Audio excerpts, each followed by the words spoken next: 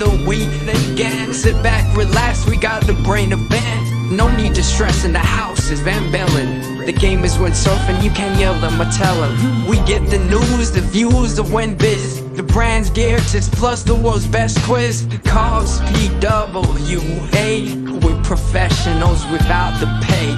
There's nothing in pole dancing that we won't chat. From tandem boards to a windsurfing cat. It's your one-stop shop for a laugh and listen. Tune in each week or you'll be doing the missing.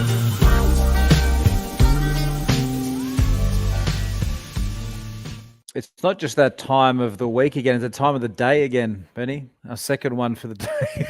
We are back. Okay, we did say we're coming back tomorrow, but Paul Van Bellen has been on the hotline to Japan and he has organised some interviews with the winners. We're going to have Simeon as well, obviously, IWT head man, and we're gonna summarise what we have seen today, because we were thinking we'll come back tomorrow, but actually it's just happened. So why would we want you to come back tomorrow? I think it's good that we go through the heats. We pick out some kind of big heats, big changes, big swings. We maybe cover some of the conditions in the early rounds compared to the conditions in the later rounds. And like I said, but the main reason for this now is the interviews. We've got Bernd Roediger, or Bernard Nurburger, is coming up. Yep. And we've got Makoto Sato. Yeah, so we're just waiting for them to log into the live stream. So in the meantime, we can maybe have a bit of a look at what happened. Let's just run down for people who are just tuning in. Maybe you're just looking at this on the podcast audio only and you haven't seen what's happened in Japan today. It has just finished day number 2, and we have a result in the men and the women. We have new tour leaders because this is the first event of the year, and it's a dingle elimination. Dingle elimination is not a single and a double. The dingle combines the two. So there's this redemption round, as they call it, which gives you a second chance if you're knocked out in the first round to come back. Few riders actually had to do that. And then it goes through to a final, and the final is the final result. So without further ado, in the women, in 4th place, it was Maria Morales. So Maria Morales coming from Tenerife. Good result for her, you know, in starboard tack, difficult conditions to get in that top 4, to get in the final. She'll be super happy with that. Maria Andres in 3rd place. So on the podium, she was looking like she could have even took the event win at some points in that heat. You know, she showed glimpses of, oh, maybe there's enough in the tank here. In the end, she has to settle for 3rd. A late charge and a good wave from Sarah Hauser moved her up into 2nd place, jumping over Maria Andres. But the winner, the local girl, we just heard on her interview saying, well, it's not quite the conditions I'm used to, so don't make out that I'm a local and I've got this unfair advantage. It's pretty much what she said. So she was super happy. Is Makoto Sato. Is it Matoto Sako? Makoto? Yeah, actually have to bring that up. Apologies, but Sato, she's won the Aloha Classic. I think I heard, did someone say 20 times? That's not right, is it? Did you hear that? No. When they were doing the interview, I heard that, but maybe it's 2 times, 3 times, but she's definitely won it a few times. She's a top sailor and proven it again today. And then in the men, the 4 finalists in 4th place. Morgan Nero. He was happy to make the final, obviously disappointed to finish in 4th. It's always the way. You make the final and you anything you do, you end up 4th. So when you're 4th, it's like, oh, okay. But I think he was happy anyway. Difficult day. 3rd place, Victor Fernandez. Solid performance from him. A lot of people writing him off, you know, not really talking about him. He has got skills in those difficult conditions. He just makes waves just flow, and he was looking at his best. He could have easily finished a bit higher if the waves had come his way, but settles for 3rd in the end. Marcilio Brown, the 2023 world champion, in 2nd place. He was leading the heat from the get-go. He kicked off the first heat. The first wave of the heat was a solid wave, backside 360, some turns. It was looking like he'd got the 2 highest scoring waves all the way through the heat. But then in the dying seconds, literally 30 seconds towards the end, Bernd Roediger pulled off the wave of the day, the wave of the heat. 7.5 finishes with a goiter. We don't see all of the turns on the live stream, but it's a pretty complete wave by the looks of it. Goiter has to pull it out the white water. That pull out the white water was probably whether he won the event or finished in second place. So solid performance from Bernd Roediger, and we're going to be speaking to him. He is now leading the world tour at the start of 2024. So there we go. That kind of sums up what we've got. We should have Bernd coming in for an interview pretty soon. They are lining it up right now. I just have an update. Simeon saying that Motoko is really cold and had to head home for a hot shower. However, we do have Bernd and Hisa, the Japan event organizer, Takara and Hayata's dad. So they'll be logging on pretty soon. Okay, and it sounds like Sato's 20 times Japanese wave. That makes more sense. I was like, because she has been a lower champion. I think that's what he said, a lower champion and 20 times Japanese champion. That makes way more sense. I was thinking 20 times. Maybe, you never know. Flew under the radar. Yeah. So, nails.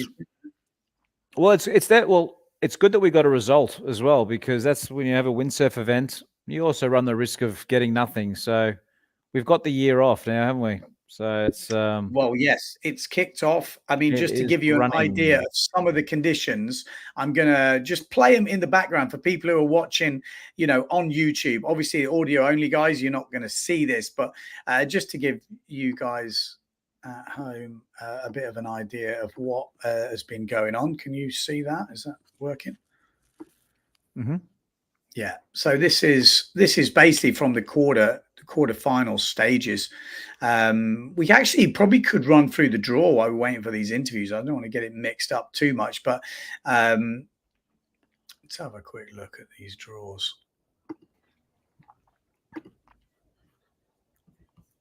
Yeah. So there was my live scoring has disappeared. Okay, it's back again.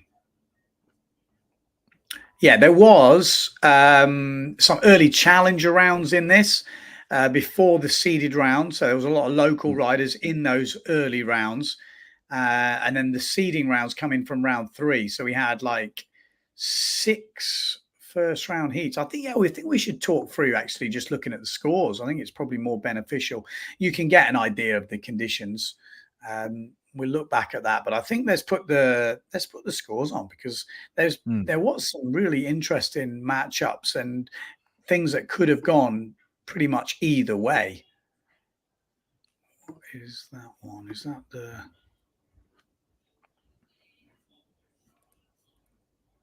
Yeah. Agree. Okay. You see that? Yep.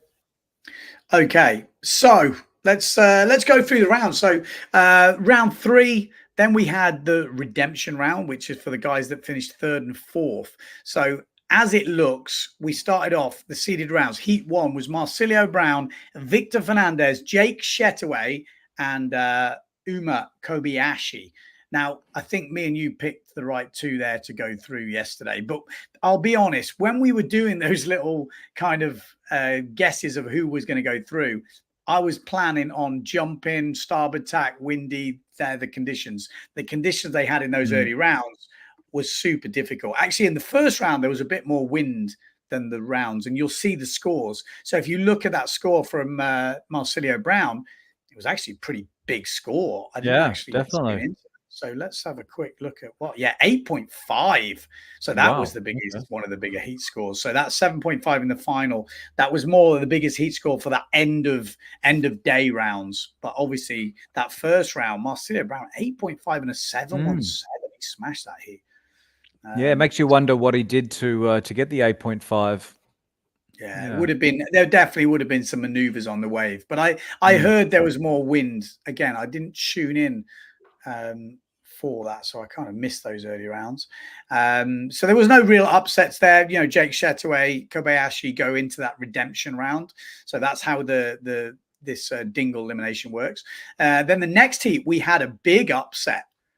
Heat number 2, we had Robbie Swift, Julian Flechet, Philip Costa, and Titoon Flechet. and Robbie Swift and Julian Flechet getting through. So Flechet taking down Costa. And you can see by the scores, you know, you just saw Brown, getting an 8-5 and a 7-1-7. Yeah. These guys were struggling to beat that. Well, didn't beat one of those scores in two waves. So either, you know, conditions got worse, which, you know, definitely looked like that happened. But Julian Flechet taking out Costa, that's a big scalper, isn't it, in your career as a young rider?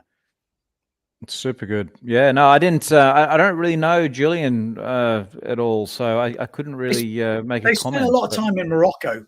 So Okay. a lot of starboard tack sailing, good riders. You know, they've been tipped to become you know, doing doubles on starboard tack when they were really young, and they never really did many of the tour events because they're all port tack. And then soon as the IWT has come more into the mix and there's been a more mixture of conditions, obviously starboard tack comes into it. You've definitely seen them. They've turned up at Cape Verde. I've seen them in Maui, seen them in Japan. So they're definitely getting around a bit, putting the work in. Cool. And again, taking down Costa, no mean feat. As we said, he's lost a bit of weight. And I was kind of thinking maybe, you know, he could be that guy who could upset a few people that people have written off. Oh, it's starboard tack, it's Costa. But he's not done us any favors here to big him up, has he? He's if you missed yesterday's podcast, apparently he's gone from 103 kilos to 93. So that's going to be interesting to see how that goes for him in the year. It looks like we have Bernard. Bernard has entered the chat. Should we bring them in? Yeah, let's bring Bernard. Gertberger. Bernard, Hisa. Guys, can you hear us? Hello? It's the Bernd. Bernd. Bernard. Boy, Bernard, are you okay if we call you Bernard from now on? Yeah, well, that's fine, but my name also has to be Roediger. That's what we're going with from now on. Bernd Gertberger. Yeah, okay, Bernd Gertberger. Yeah. Well, congratulations, Bernd. Good to see you again, mate. Yeah, thank you. Good to see you too. Cool, man. And hello, Hisa. Congratulations on a good event. And can you hear us? Okay. Thank you. And congratulations. Thanks, man. I reckon we need to talk because there is a big delay. So I think we're going to have to give you a pretty open-ended question and let you fill in the blanks. But first of all, massive congratulations, obviously making the final. Give people at home, because maybe not all the people listening to this will have tuned in for the whole live stream today. So give a bit of a summary of conditions, how they changed through the day, what it was like as a rider, because it was a long day. I think you guys started at 7 o'clock in the morning. But you've got a result, amazing stuff. Buzzer beater. I mean, maybe just give us a bit of chat about that, Bernd. Congratulations.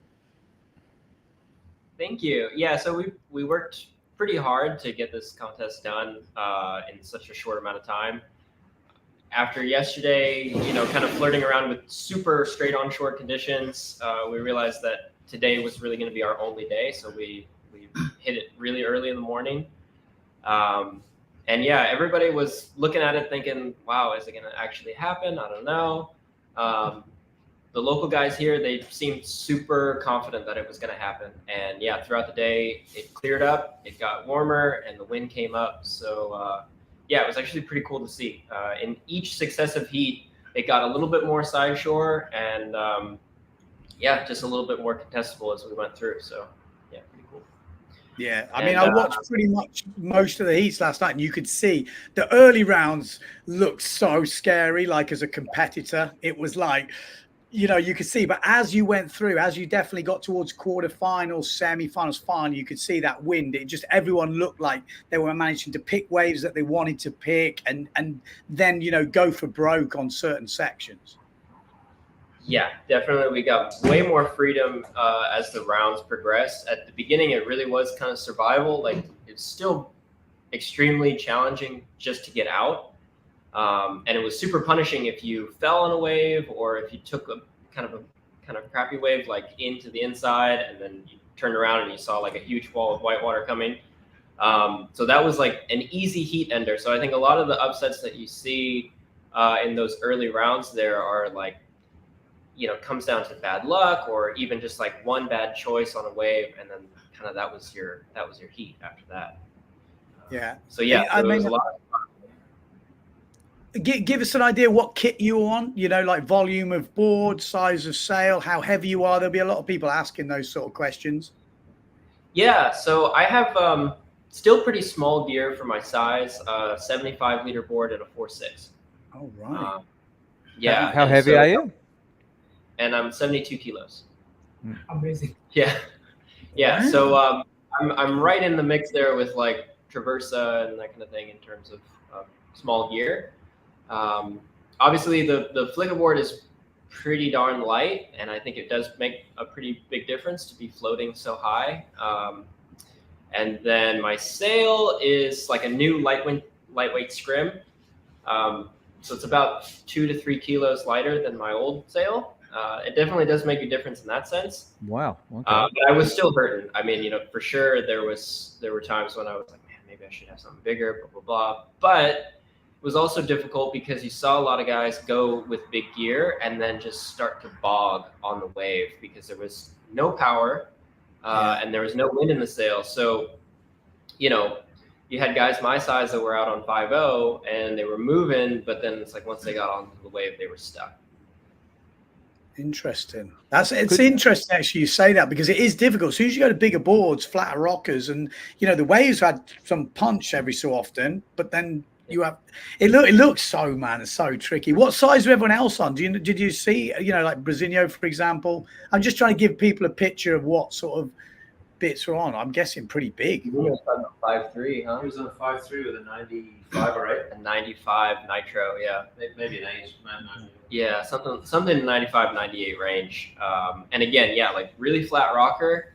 And obviously he knows how to push that around, and he practices on that quite a bit. For me, it's like I don't practice or train in conditions like this at all. So I felt more comfortable just going with what I know and trying to make it work from there. Oh, Bernd, could you just talk us through the last wave? Because when we were watching it live, we only saw a part of it because the cameraman was on another sailor. Like, what did you do to get the 7.5? What? Yeah, so that was kind of one of those waves where you could start to feel it turning a little bit more side shore, and so as my usual approach when it was really onshore was to try to kind of cut upwind, fade it, and then hit under the lip. This time I actually just went straight down the line and kind of boosted in air. So I think actually just with the air from out the back, because it was a pretty decent set, I think I was already in a pretty good position to maybe do an upset. And I think that's why everyone was going so crazy. It was definitely, at least for me, the first like actual down the line projection air that I did the whole day. So it was like a big point of difference, and then kind of worked it to the inside. And, my feeling about competition is like, do not leave it up to the judges, don't let them deliberate, make it really apparent. And so I had like just a little section to do something with. So I threw the goiter, and that was kind of the punctuation, if anything else. Yeah, that's what we missed. We didn't see the air, so that definitely makes a big difference. I mean, this is what we saw. Can you see the screen? Can you see the screen? Yeah. Yeah. So this is what we saw, and we saw you lining up at the back. I think this is just before, and we were like as it lined up. Turbulent the water was too. There's like swell moving in like 3 different directions. You can see 2 distinct swells there. Yeah, you're right. It's 2 or 3. And that was the thing. That was the real challenge with trying to pick a wave. Was like you had to pick a wave that was gonna line up both of those. Yep. Yeah, this is just before you guys picked a wave. So you're sitting at the back with Marcelo Brown. At this point, are you thinking, is it coming? You're like, yeah. I mean, definitely. Like I was talking to some of the guys on the beach, and I had basically on every round underscored compared to everybody else that was in the final. And so I was kind of like, well, I'm stoked to make the final, but probably going to get fourth, unless something big happens. And so I was, basically just waiting out the back for something big to happen. I noticed when you waited third. Yeah. I was going to say, Bernd, I noticed when you're out the back, you're often just sitting there back-winded, just chilling out, it seems. But here you go. Now, you've caught the wave. And this is the part we missed, you see, because it was on Brasinho. Yeah, Browns going on this one. And I actually backed off 2 waves in that set to catch the 3rd wave. Ah, okay. Yeah. So I was super confused out there. I was like, is this the one? Is this the one? Yeah, so this is the point where we see. Yeah, so that's actually kind of like after the air, I just kind of screaming on the line after landing that, and then start to work it to the inside.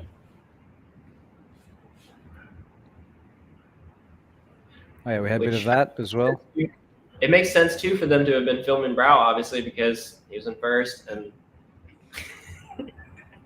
I got to say, like, watching the footage back, like, man, that was such a bottom of the barrel goiter, but it was still cool to have done it. But it's crazy, like that was the difference between you winning and not.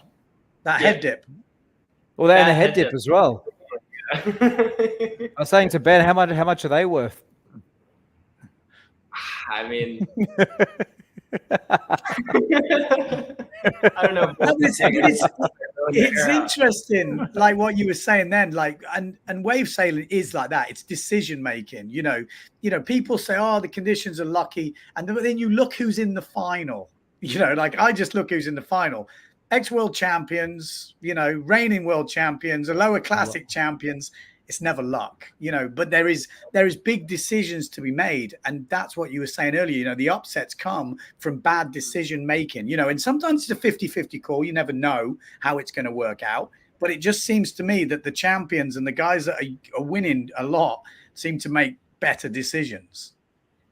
Yeah, I mean, it really is a super unique sport in that regard. I mean, you can have people that are, you know, on the tail end of 30 and they're super dangerous just because of how much knowledge they've aggregated over their career. I mean, this contest was full of all kinds of young guys that were incredibly talented, super promising. I mean, Ryu was like a huge surprise to me because, you know, last year he was just kind of starting to sort of make noise in competition and stuff. And then, this year he was sailing above a lot of guys with a ton of speed and really great reading too. So yeah, what is he, 16 years old, Ryu? Yeah, I think so. 16. Ryu is you? Yeah. Oh yeah, man. Yeah, 16. 16. So 16. Pretty cool to see. And Takara also making the semis. Was he making the semis? I'm just trying to think. Takara made the semis. Yeah. And his younger brother is maybe 14. Yeah. So Ryu's younger brother's 14. I mean, that is the really cool, really cool thing to see here in Omaezaki as well. It's like there's just a continuing next generation. Like it's not just a generation of kids that's like, oh, Hayata and Takara, they're really good and you know they're young. It's like no. There's all the way down the line to 10-year-olds out here windsurfing and looking really strong. It's super cool. Yeah, is there cool. Where do you learn when you're around there? Because I've never been, but when you say Omaezaki, obviously seeing waves, is there like a, what's that? It doesn't look super hospitable to like appalling. Yeah. Is there like I guess there's some waterways nearby where people learn? Is there, I guess, or?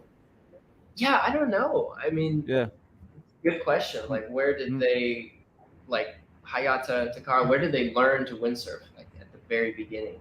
Because I organize windsurfing kids school. Yeah. So at first, when they are 5, 6. So they just play in the water. Yeah. Gradually, they come together and they just go out, go in, like play. So, but just right out here? No. So opposite. So there's like a We have the kind of like an inland sea behind. behind. Omazaki. Oh yeah, that's true. Like Actually, a pool. if you do look on the map here, we're kind of sticking out in the ocean, and then there's like an inland sea behind us. So actually, that does make a lot of sense. Yeah, in that sense, it's actually perfect. That's cool. Yeah. Yeah. And Hisa, I've met your sons, but I hear that you are a local legend in Japan for what you've done for windsurfing. So you must be it must be great to see your sons turn out to be such good windsurfers. Yeah. Yeah. So, but it's very, I think for me, very important thing is to teaching the kids. Yeah. Teaching kids that's right. windsurfing. Yeah. Exactly. Yeah, he's definitely continued it on. Like, you know, obviously Hayata and Takara, they're touring now, And not only my boys, but he's that teaching like a whole generation of kids, and he keeps doing it, which is honestly something to aspire to. Like, you know, on Maui, we're always trying, but it's difficult, and it's pretty impressive to see what he's done here. Yeah. Yeah, no, it's a big thing in windsurfing now, is obviously trying to encourage new generations to come on. So, no, well done. Yeah. And how about the event for you, Hisa? Did it run as well as you'd hoped for? Did it go well? Now, understand? Yeah. Oh. Yeah. Oh, yesterday. So, and not normal condition here. Yeah. Normally, yesterday straight onshore. We don't do windsurfing here. Yeah. But, Yeah. normally we go another beach because it takes just 25 minutes. We can have the side offshore, good condition place. So but we have to do. We don't ever go out here. Yeah, it looks really challenging. No, it was so hard. I mean, yeah, yesterday I was pretty bewildered. Everyone was saying that it was basically like Zilk yesterday. Yeah. I was thinking it's actually super. Yeah. Oh, sorry. You go. No. But yesterday we had 3 heat completed. Yeah. So that's why today we could finish everything. You know? That's true. Yeah, that's true. It's actually a very good point. Is it dark there now? It probably isn't far off, is it? Or yeah, I mean, we finished the final and the sun was going down, so it was right on them. And we had to make a couple changes just to make that happen. So it was pretty much down to the wire, and it took everybody working together, which was nice because, like, yeah, everybody was on the same page throughout the whole event. In terms of, like, what's your plan? Sorry, carry on. No. Go ahead. I was just going to say, what's your plan for the year? Because obviously now you're leading the world rankings. I mean, everyone's going to ask you the same question, and I know you've been asked. Has changed for sure, and now I just got to kind of figure it out because I mean, I was waiting with Chile to see how this one was going to turn out, and I didn't think that I was going to win it. So I guess now I'm definitely going to go to Chile, and then just kind of go from there. You know, when I won, I was talking about it earlier, like when I won Cabo Verde, it was, of course, a great start, but it was hard for me to see an avenue to having a really good placing, you know, in the tour at that time. Yeah. But of course, this year is completely different. And it'd be kind of silly of me to not give it a try. So that's what I'm gonna do. That's super cool. Yeah, I mean, that's the thing. It's like this was a great confidence booster for me as well to say, like, okay, well, you know, some of the elements of what I do windsurfing are applicable to other conditions, you know, and it just takes some tweaking and some training, you know, working on some jumps and that kind of thing, but certainly possible. So yeah. But I look at the tour and I'm thinking you're fitting most of them. The only problem you have is just because you've never. Have you ever been to Pozo? Or have you been? No. I was going to say that's the only one, and it's like a machine type, you know, competition. You have to do this. You have to do this. You have to do this. Whereas, you know, what we see here in Japan, is you're just feeling out the conditions, and that's kind of more like normal sailing. You know, you're just using your windsurfing skills as I think that's the thing. Good windsurfing. You know, I think in the past too, like I've given off the wrong impression with Pozo and stuff like that, and I have absolutely nothing against Pozo. It does look really fun, and I'm sure I would have a lot of fun sailing there. But like you said, like it's almost like an entirely different form of competition. Like I came here with one rig.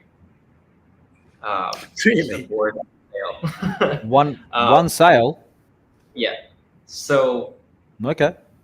It's a very different approach that I have to competition than, you know, Berzinho, for example, who came here with like 8 boards.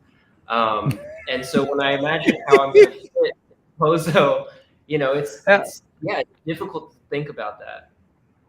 So that sail, you can use that because in Omazaki it often gets 35 knots plus, right? Yeah, yeah. So you could.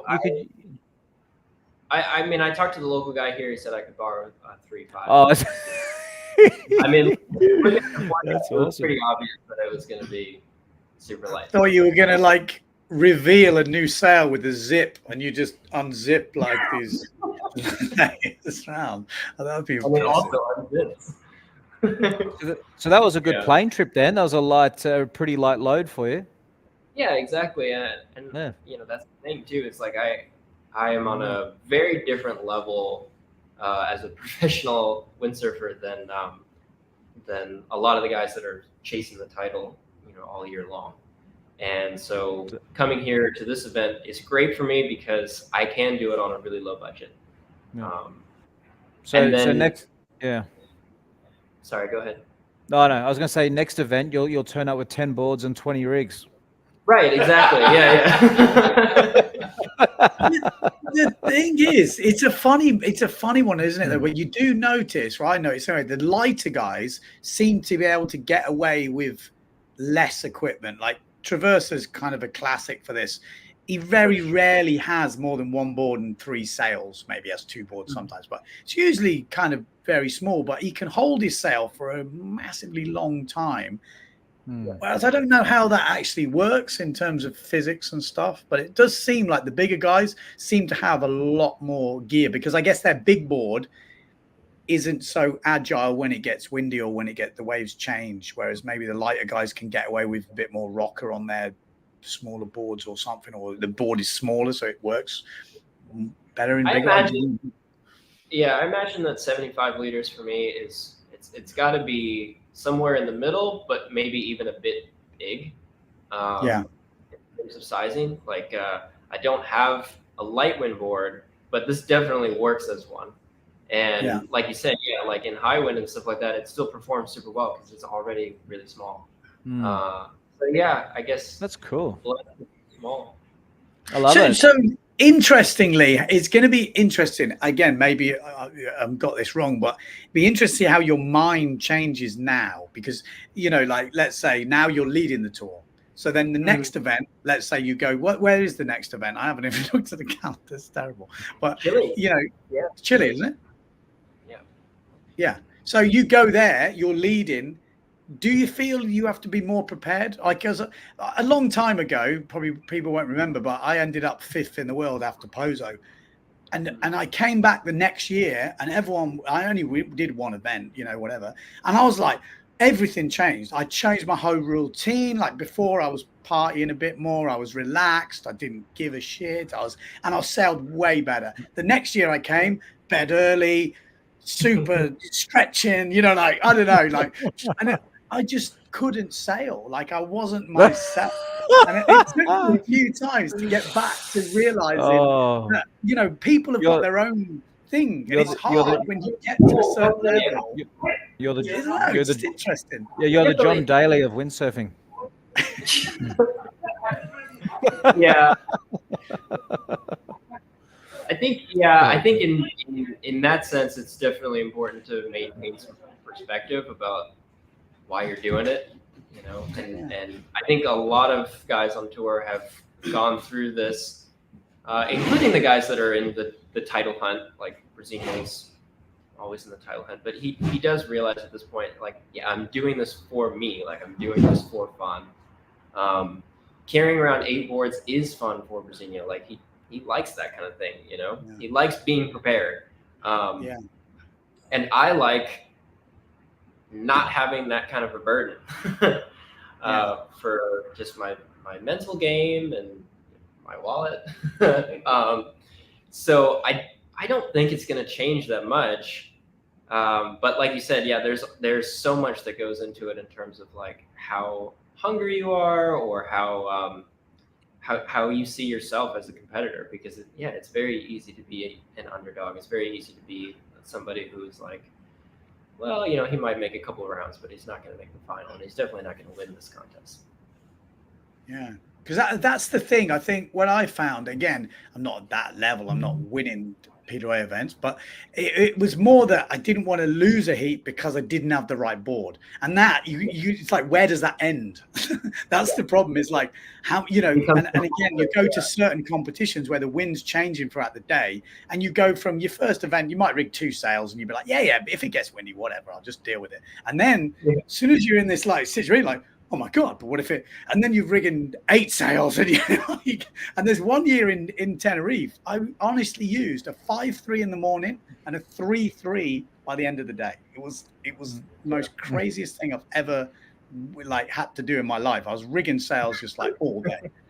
Just bonkers. But anyway, I'm looking forward to. I like these stories as well, and now we've got that mix. You know, everyone keeps, you know, making a big thing of it, but it is quite a big thing. The IWT sort of guys, you know, the Maui guys are now coming in, and now we've got so many different venues, which we are seeing what we've wanted to see for a long time, you know, and it is, we want to see all-round champions. We want to see guys who can, you know, just turn up to a beach they've never sailed before, and you see the differences. You know, Pozo, I keep mentioning it, but everyone is so in a routine there. They go every year, they know what to do. Whereas when you see people like Thomas Traversa, you can chuck you into somewhere, you know, especially Thomas in the Red Bull Storm Chase was a classic example. No one's ever been to Tasmania before, and they go, right, here you go. Here's the gear. There's rocks everywhere. And he just goes out and, you know, he's able to do it, you know. And I think that's massively underrated skill sometimes in events that we go to every year and we get very sort of accustomed to. So I think it's really cool to see when we go to an event like Japan. Yes, it's not the ideal conditions probably people would have liked, but it's interesting to see who can, you know, mix it up and turn it on in you know, some quite, there's a big mental game going on then, you know, people are prepared for something, and then it's like, oh, and it happened. The competitions happen to do that a lot. Yeah, no, I had a bunch of people this morning that were like, when is it like the videos? Because we got all this great media back in like 2019 because it was blasting windy for like days on end. We did all these great heats and everything looked awesome. And we were going down the line into the shore break and hunting great goiters in the shore break. And yeah, I had a bunch of people ask me, and they were like, when was that? Why doesn't it look like that now? And that's the thing. Yeah, people come here with a preconceived notion, and it's hard to then rise to the occasion when it's totally different. Are you getting a sense from the riders band that with the added events this year that people are a bit more fired up to make a go of it? Because, you know, in years gone by, there hasn't been too many wave events. I mean, last year was good, but you know what I mean? In years gone by, the wave tour was lacking in events, but obviously this year is actually a pretty good calendar. What's the riders? Are they pretty fired up about it, or? Yeah. I think there's 2 things going on. I think there's that where you've got a lot of people that are seeing multiple avenues to success on tour, which is really cool. You know, it's not just like one path. You can take a lot of different paths and have success on tour. And so there's a lot of guys that are like, yeah, okay, I'm ready to invest myself into this tour this season. And then you've got people that are willing to extend themselves and just do an event because it's worth it to them. You know, it's a kind of a novel thing, and they just want to give it a try. And finally, there's like a platform to do it.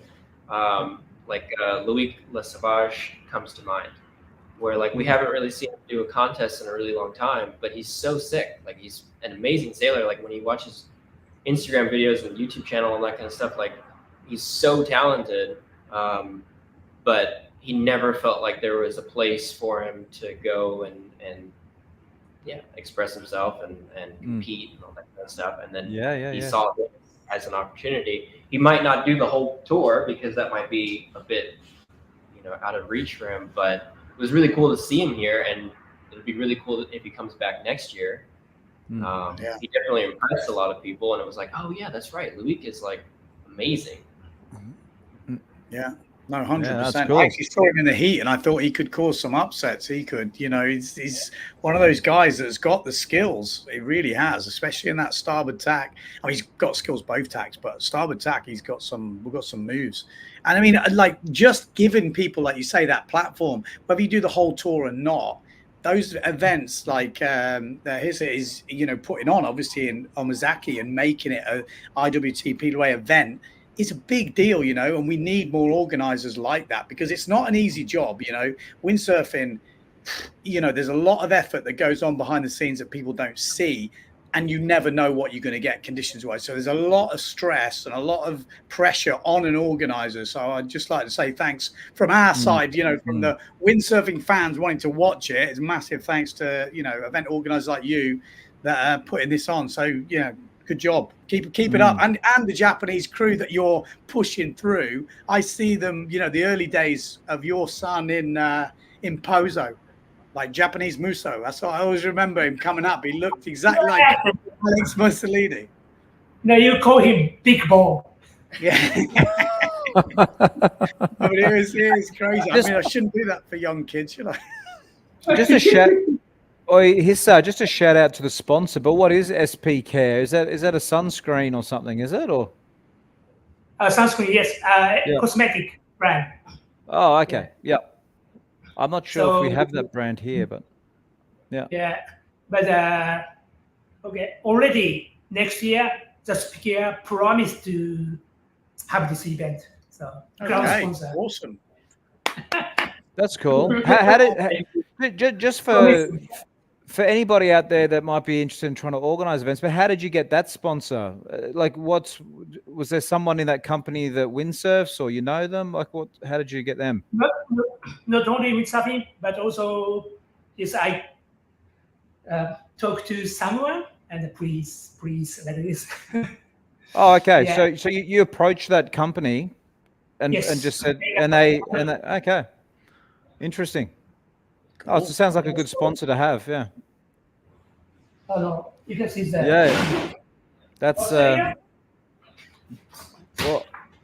Whoa, that was mad. It looks like you're walking into a barrel. He's off into the. That's This is. We got too much green screenery going on. Yeah. What's that? So many. Oh my gosh, yeah, no, okay. Yeah. So he's showing the bottom of the poster and it's got like 50 sponsors on the bottom. Oh, so yeah. Yeah, it was actually probably that you were knocking on all these people's doors, going to each one of them. Yeah. To get so it's a lot of work. Pay a lot. That's it. Big one.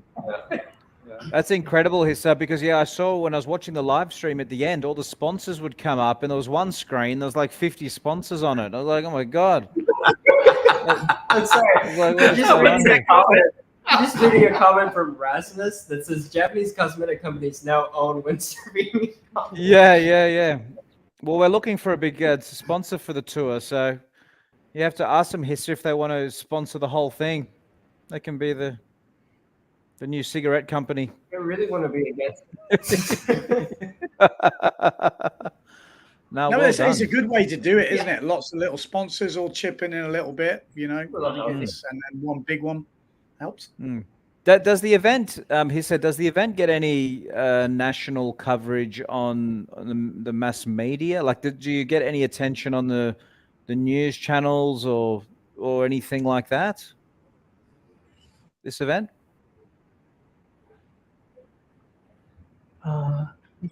Like Japanese TV. No. No, this time. No. Small. No. Local TV. Local TV. Yeah. Okay. Yeah. That's Yeah, cool. just, That's just cool. local TV then. Yeah. But Yeah. my goal is like that. Yeah.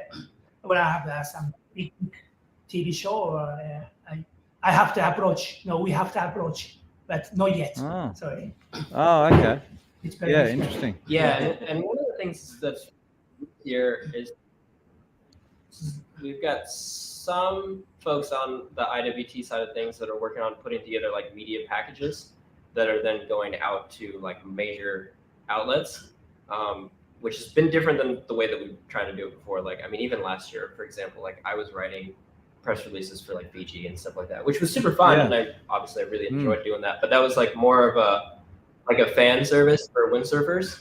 And the way that we're trying to do it now is like actually taking riders, highlighting them, maybe, putting together like a media package around them and then sending it to their national media. That's cool. That's cool.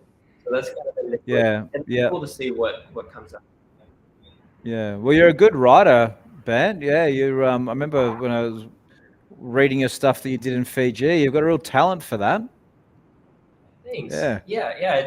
It's fun to do. It's not exactly a thing that I can do on demand. And obviously, what I do is super stylized and personalized. Yeah. I needed a thesaurus when I did it. When I read it. I'm not very well educated. I was like, oh my god, there's some bigger words here than I. It's pretty cool. I get pretty carried away. That's good. But hey, thank you guys. I really appreciate being on here. This is cool. No, awesome. It's actually really fitting that you won the event, Bernd, as well, because I remember you had quite a bit of Japanese themes on your board, graphics and just general vibes. I think you have like Japan, and you like, you know what I mean? You have a bit of interest in Japanese art and culture, don't you? Yeah, I have family members here. Oh, that's right. Family members. Things. So, yeah. I mean, it's hard not to be inspired by stuff here. I think maybe tomorrow, if we get the chance, we'll take a train, a big group of us, to Kyoto and check out some temples there. So. Oh, awesome. Yeah. Sounds good. We'll let you go because it's obviously been a massively long day. And again, congratulations, leading the tour 2024. Bernard Gerber. Thanks,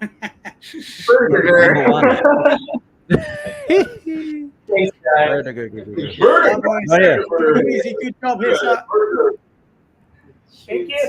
Yeah. See you guys. Thank you so much. Bye. Cool. Okay, there we go. Oh, we just missed. Sorry, Jerome. I'm just saying here a question to the organization: how important was the production of online video content during the event for promotion and visibility? Yep. Sorry, I only just saw that comment, so apologies for not asking it. Well, but it's actually that was it. Yep. Yeah. A long day for those guys. So and the connection, not the best connection. I think I'm going deaf in my old age because I was like, it was a bit soft, wasn't it, the sound? But but good to hear from them. That's what you want to know, what's happening. It's going to be interesting how that affects his year, and how he goes from here. Like I said before, sometimes it might not change him. He seems that sort of character to be pretty strong. I know for me and other people, you see it definitely changes everything else when you go from not the underdog, because he always says that he's the underdog. He's not really, is he? He's a super talented rider. He's won numerous events now. He knows how to win. And someone mentioned it before, on the top, he doesn't come across competitive, but I remember in the podcast, he is a super competitive, underneath all that, he is fighting. You're not entering an event to lose, are you? No, really? Exactly. You don't compete if you're not competitive. It don't work like that. However you're coming out on the outside, you're obviously there for a reason, and whether it's proving it to yourself, whether it's proving it to others, whether it's whatever it might be. But really good to see. Should we have a quick scan through heats just for people who didn't know if there's people still listening? For Yeah, people who 'cause didn't tune into the live stream, we did start doing that, so we should finish it. yeah, let's have a quick scan through, see if I can get back to there. But Yeah. he seemed like a legend, didn't he? Yeah, he's doing a good job, you know, and you can see it with the Japanese crew coming through, you know, those guys over there, and not just Hisa, there's a few others, I guess, as well, but they are definitely forming a formidable team, the Japanese guys. Yeah. So yeah, we talked through before, in case you missed it. We've obviously, you know, going through from the third round, which is the seeded round. We had some rounds before this to get into this round, but this was the main round where, you know, a lot of the riders that you all know are in. So Marsilio Brown, Victor Fernandez. There was no upsets in heat number 1. Jake Shetaway missing out and Uma Kobayashi missing out. Heat number 2, the massive upset, Costa going out in the first round to Julian Flechet and Robbie Swift. So that was a big one. We touched on that before. You know, Costa's gone from 103 kilos to 93, but it was so light in that round. It really was. It looked very, very tricky. And then if we are going to explain it again, this is dingle format. So in this first round, the first seeded round, you get a second chance. So if you finish 3rd or 4th, you get another chance, which is the redemption round, which is the next round, which we'll come on to. So at this point, Costa is not out, you know, Tatoon Flechet is not out. They're just in the redemption round. Then we had heat number 3. Again, big upset, really, in terms of the conditions, because we had Marino Gill winning this heat, and he actually picked up a wave right at the end, which gave him the win, which was this 5.83. But you can see quite low scoring, you know, low scoring rounds. It was an interesting one to watch this, but you can see how close it is. 9.5. 9.3 for Thomas Traversa, Mark Paré 9.23. So just 0.3 separating the top 3 riders. And in the conditions that we had, I mean, that is just absolutely nothing. It's the difference between, you know, maybe doing your wave at the beginning of the heat and doing your wave at the end of the heat, because, you know, judging isn't a total science. So when it's that close, as Bernd said before, you cannot leave it close. You know, if you're going to do it, you need to stomp it. And it's quite crazy, actually, that I was actually just going back to the Bernd Roediger. He did that aerial that he said, which is his best of the day, and he didn't go safe on the last turn. Super interesting that. That's a full champ there, and that is why he's a winner.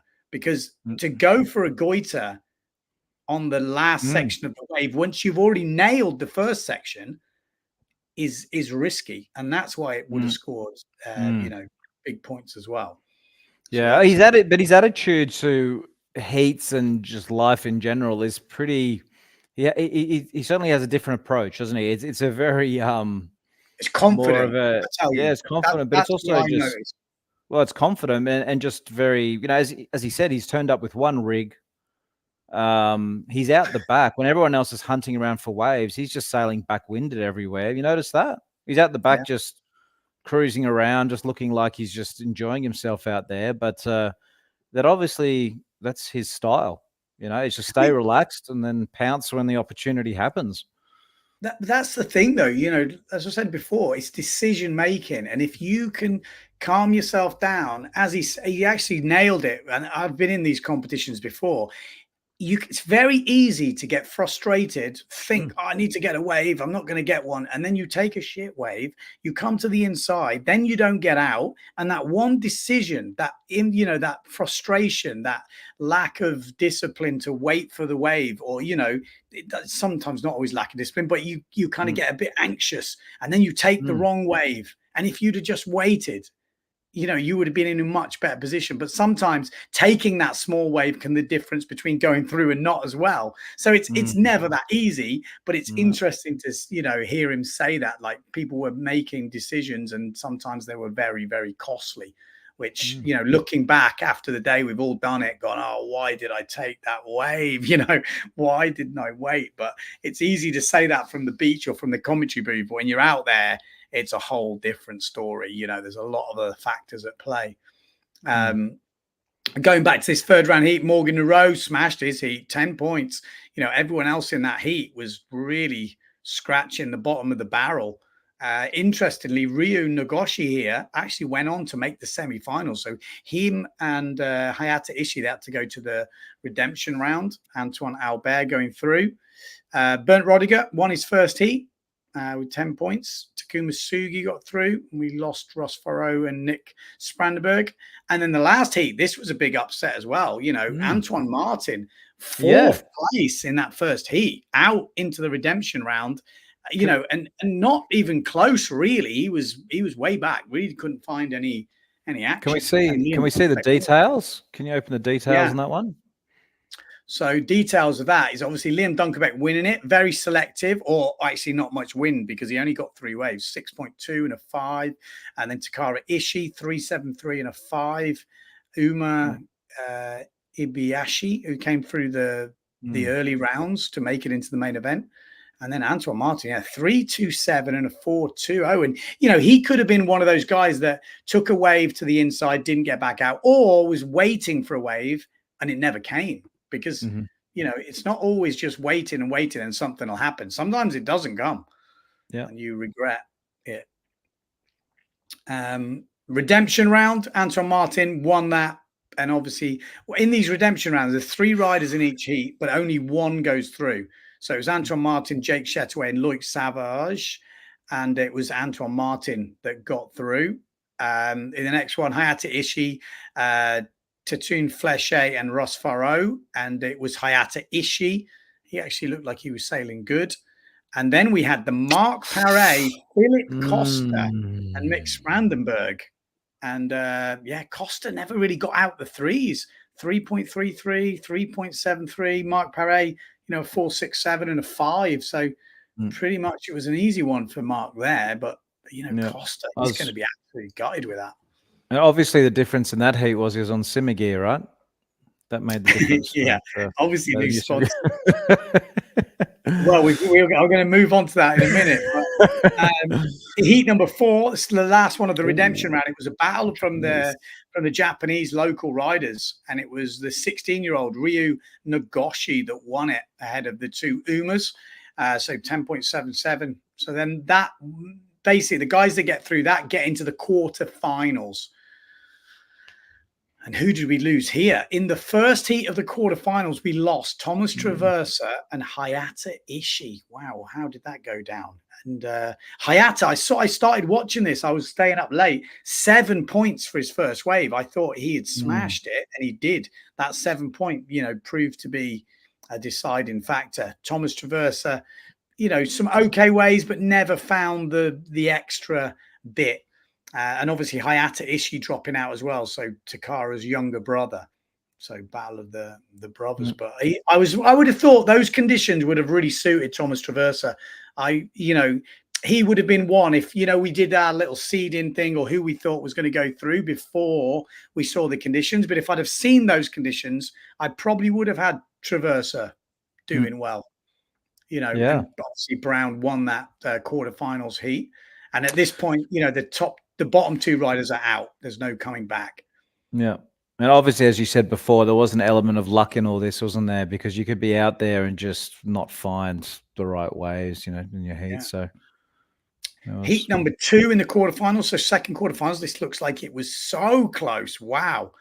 Obviously, Bernd Roediger winning the heat, a 5.77 off the bat, and then a 5.8 on the last wave of the heat. So we don't know how close that was to the end. Morgan Nero, 5.5, who was the other guy that got through, but really close between him and Julian Flechet. Flechet actually getting the highest scoring wave in the heat, a 6.07. If he'd have had, instead of a 6.07, a 6.14, like a 1.4, he would have gone through ahead of Morgan Nero. Wow. Yeah. Just goes to show, like, small margins. And Antoine Martin, again, just a couple of 4s in that heat for him. He goes out at the quarterfinal stage, so he's going to be upset with that. Robbie Swift in the next quarterfinals. We had Robbie Swift and then Ryu Nagoshi taking out Marino Gill and Takuma Sugi. So Sugi, one of his Japanese countrymen, getting taken down by the young Japanese rider. Going to be seeing more of him. Marino Gill, I wouldn't have put these as Marino's conditions. So when he won that first heat, actually ahead of Paré and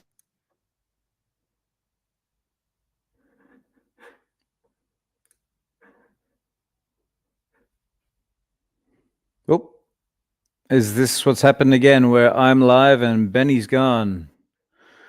Well, this happened before, so if this is what's happening, guys, I apologize, but I can't. Ben's actually in control of the heats, but I will do my best to continue on. Let's have a look here. Heat 3, we had, well, yeah, as he said, Robbie Swift, Ryu, Marino, Gill, Takuma. Takuma, he was one that I thought might get through, but obviously didn't. But all the scores were very close together. And Robbie Swift, the experience came through. Oh, look at this.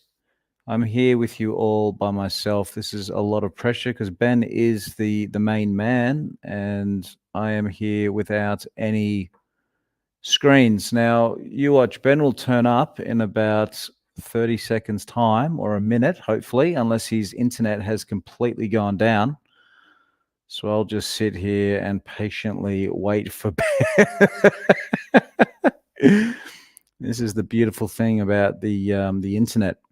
But maybe this is a good time to ask you guys, what did you think about the event? You know, is any comments, any talking points? You know, what do you think about the year with the a quiz? Oh, well, I don't know when you lost me, but I'm probably talking to myself for a while there. Well, I was just actually started to ask people for some comments because I completely, my mind was just empty. Yeah. But anyway, How long have I been gone for? A couple of minutes, or a minute or two. Really? Where did Yeah. we get to? Did we go? Didn't lose too many people, so that was good. Thanks, guys, for hanging in there. We're up to not the the one with Robbie Swift. Okay, Robbie Swift. Robbie Yeah. Swift. Yes, that one. Yeah, Ryu getting through ahead of Marino Gill. I can't think I was saying before. I don't, not really Marino's conditions, but did well to win that first round heat, get himself into the quarters. But new sponsors this year, Neil Pride JP. So yeah, just to see how he goes, and then big heat. This one, heat number 4, Victor Fernandez, Mark Paré. Getting through in the end. Obviously these two were duotone team riders. Mark now signed for Simmer. Victor stays on duotone, and he looked good. I have to say, Victor, I thought looked very good all day, really flowing, keeping speed. And, in these conditions, I had Victor doing well in these conditions for sure. Antoine Albert just missing out by 0.6 to Paré. So that was a close call for Paré. Scraped in there. And Liam Dunkerbeck not really having his best heat. Yeah. Yeah, Antoine Albert, he's a really good sailor too. And I didn't mention him too much yesterday, but I was thinking a bit about him because he's a very handy sailor. I noticed, especially when I met him in Fiji and saw him do his thing there. Yeah. But, I mean, the thing is, they're all good sailors. Like, you can make a case. You could easily make a case for anyone getting through heats, especially in the conditions we had today in Japan. I really wouldn't be a shock if you told me any of these riders got through to the final. I really wouldn't. Someone's on sync and kind of semi-dialed in. Yeah, makes a big difference. Actually, just looking at Bernd Roediger, did he win every heat? He won all his heats he was in. Undefeated. Was he? I think he did. Yeah, he won every heat he was in. It's like he was saying he never scored that well, but he won every heat he was in. That's pretty cool, isn't it? Yeah. Pretty good on the way to the final. But semi-final number 1, Bernd Roediger, Marsilio Brown, both getting through to the final. Not massively ahead of the other riders, though, And if we go to the details, you can see, one decent wave from Takara there, it would have put it pretty close, Only would have needed 4.5 points, less than 4.5 points. So, super close, but good to see the young 16-year-old Ryu making that semi-final. And then on the other side of the draw, Morgan Nero won his one. Good. And you can see that I think the conditions changed at this point. Second semi, you can see that how the points just started to come up. The wind started going more sideshore, as Bernd said, and the wind maybe increased a bit. Or it might have just gone a bit more sideshore, which feels usually like it's increased a bit. But there definitely looked like there was more breeze. And this was a big heat. Morgan Nero, Victor Fernandez, Mark Paré, and Robbie Swift. And this really did come down to the last wave, as far as I remember. I think Mark Paré had backside 360. Sorry, Benny, there's a bit of a delay. I'm sort of trying to get away. Quick question. Now that Mark has was on simmer, you know, any the relationship with Victor and Mark, you know, is that any?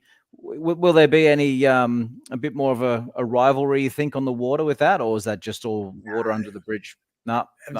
Victor just does his own thing anyway. I mean, he's a super nice, approachable guy. He's not sort of like a dodgy competitor where he's playing mind games and stuff. He just keeps himself, you know, on track. You know, he's in his own zone, does his thing, you know. But don't get me wrong.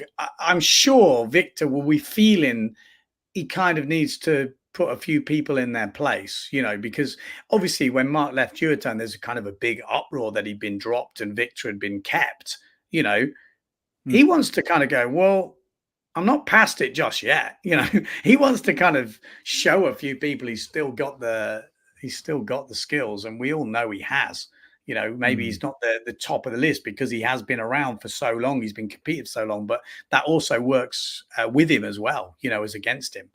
You know, he's got the experience, he's got the skills in all conditions, and he proved it here making the final, you know, and he beat Mark into that final.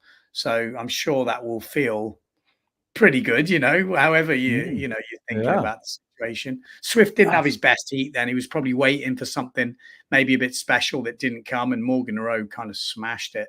But like I said, Mark did have an opportunity right at the end. I think that backside 360 attempt, you know, if he'd have pulled that, he probably could have got the score. It really was only 0.3 in it. If he makes it, does he get an extra 0.3, extra 0.5? Probably. So, you know, it doesn't come down to much in these type of situations. No. And then obviously we had the final, which we saw, you know, Marcelo Brown basically led the whole way through it. He smashed a 6.23 at the beginning, and then he backed it up with a kind of 5.87, and he looked like he'd got it all sorted. He had the two highest wave scores of the heat. Bernd got close with a 5.67, but still didn't match his even second highest score. And then he pulls off that, you know, worldie at the end with a 7.5, you know, and that's what did the damage. Victor also got a wave towards the end, which put him up into third. So, you know, the standings at the end of the day, Bernd Roediger won the event, Marcelo Brown second, Victor Fernandez, and then Morgan Nero. Yeah. And we did the women. Yeah, I'm just going to go down to them. So yeah, and then obviously the women, we had Maria Morales, Sarah Hauser going through those early rounds. This was yesterday, and there was some pretty light, horrible onshore conditions yesterday. So, you know, not too much to talk about yesterday, but Sato getting through and Mori getting through, Waka just missing out. And then obviously Maria Andres smashed it. I think that was probably today looking at the score differences with a 9.6 and Sakai getting through. So that was to get through to the semi-finals. And then semi-finals, you could see Hauser smashed it really. You know, she got two waves in the whole heat, but there were decent scoring waves at first. You know, when you start a heat with a 4.5, you know, that already takes the pressure off. And then a 3.76, and then Maria Morales obviously backing it up, finishing second, get herself into that final. It's a big one when you come all the way from, you know, Tenerife in port tack conditions to sail starboard tack. You know, you're putting it on the line, and I think it's really impressive to see the young crew doing that, because there is, you know, it's not an easy thing to do, is come out your comfort zone into somewhere which is totally different. And then in that second semi-final, Maria Andres actually won that semi-final ahead of Makoko Sato. Toto to get into that winners final. I think Andres, getting a 4.83, a high scoring wave. Bit of a tongue twister, some of the Japanese names, aren't they? Oh, they're actually relatively easy to say. I'm just a bit of a moron because you just say them as they look. Oh, that's right. They actually sound cool, some of the names, don't they? I like the name. Yeah.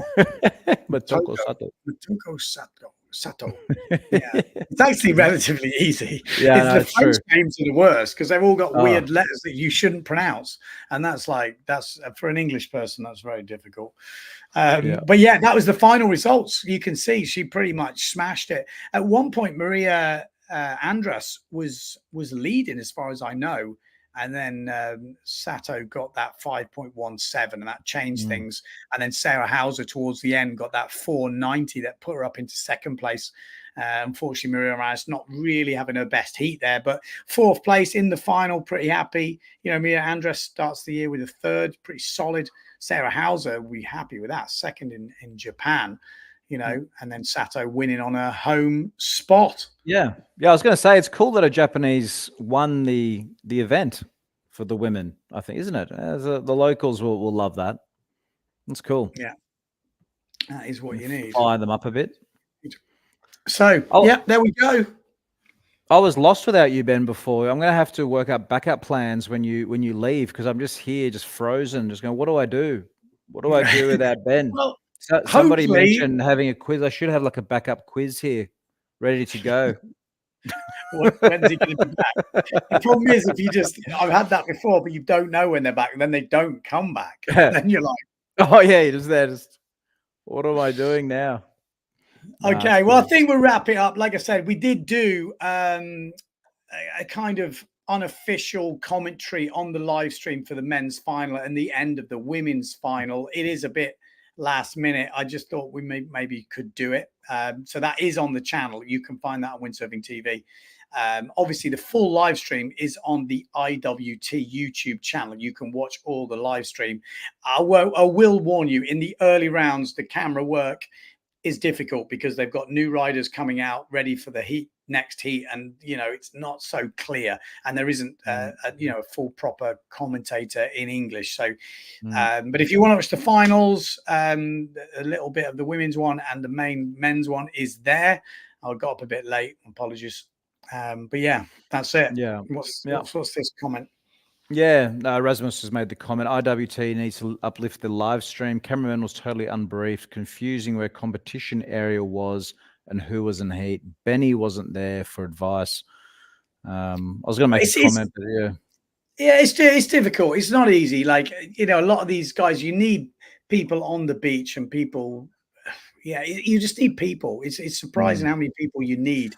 If the cameramen aren't windsurfers and they're good cameramen, it's still difficult because, like I said, people are going out early for their heat, and then the camera guy picks up a windsurfer. Especially when you're filming from lower down and the swells all over the place, it's very difficult to see who's who. Just even when you know them, it's sometimes difficult. So not easy. Again, I'm not sure what's happening with the event video, but we'll stay tuned for that. But we saw, the final was definitely worth a look. It's definitely. Just on regards to the production values of live streams and so forth, it's definitely one of the big talking points in general with moving forward with these windsurf events. And I guess there's definitely some things that need to be ironed out, but it's certainly not ignored. I think the biggest issue at the moment is that ideally you would have a team of people that would iron out the little details, and you could just replicate that event after event.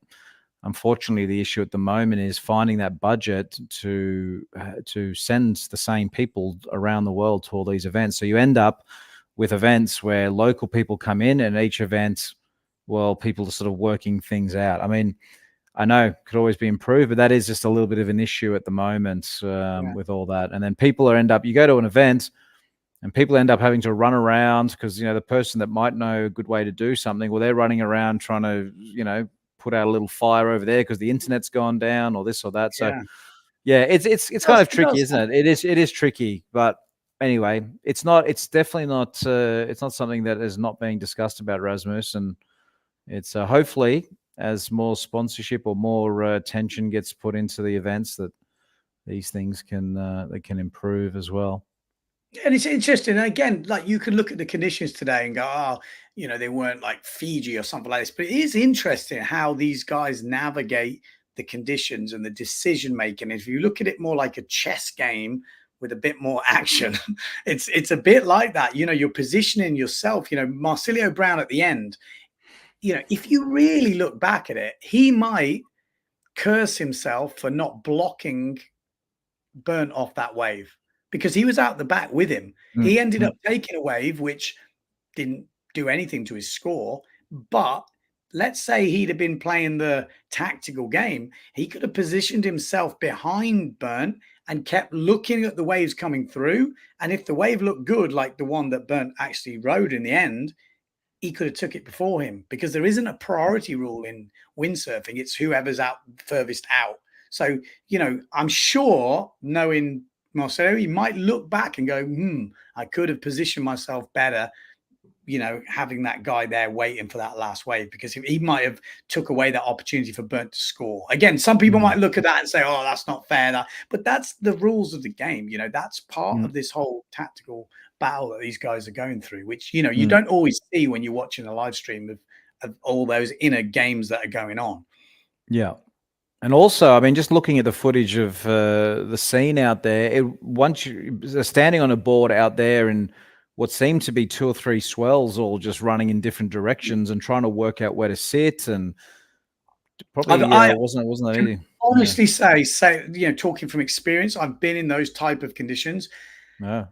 It's so much easier where we are sitting, because what you think is happening doesn't happen. You start to ride a wave and it disappears on you. You start to ride a wave and it starts breaking. You know, when you're sitting here looking from the drone, you're like, oh, yeah, just. Oh, yeah, there it is. 200 meters up there. There's a wave. Get up there. Exactly. All right, dudes. Good on you. Thanks, guys. Thanks for tuning in again. And we'll see you for the next one. Yeah, whatever that might be.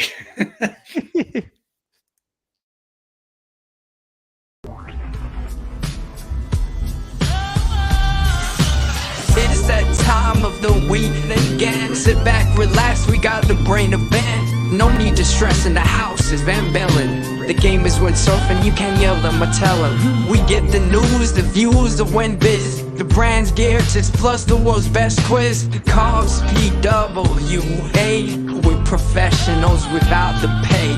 There's nothing in pole dancing that we won't chat. From tandem boards to a windsurfing cat, it's your one-stop shop for a laugh and listen. Tune in each week or you'll be doing the missing.